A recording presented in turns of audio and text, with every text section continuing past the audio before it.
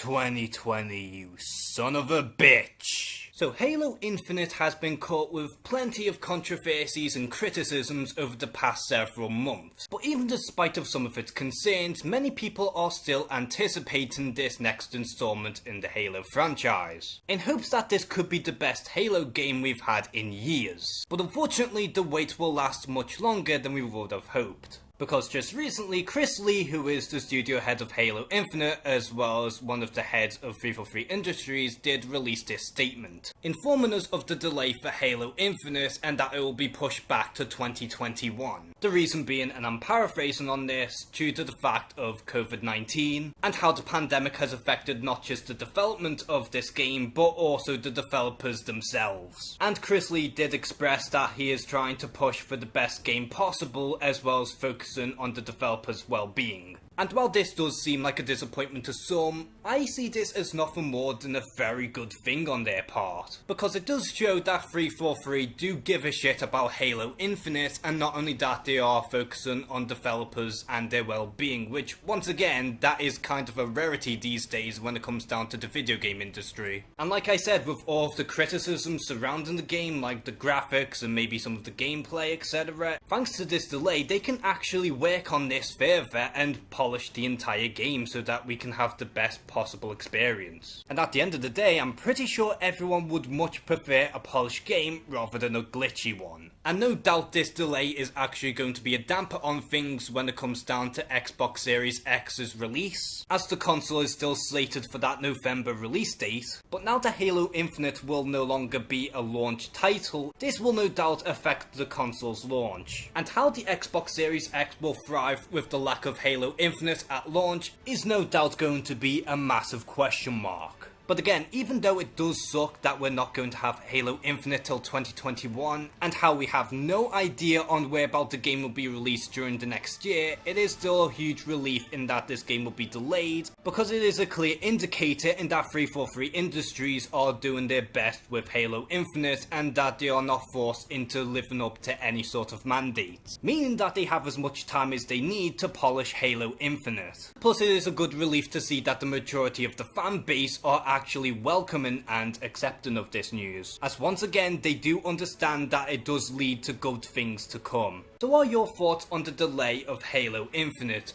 Are you disappointed in that we are not going to have the game until 2021, or do you think that this should not have happened to begin with and that you would rather play it in its current state?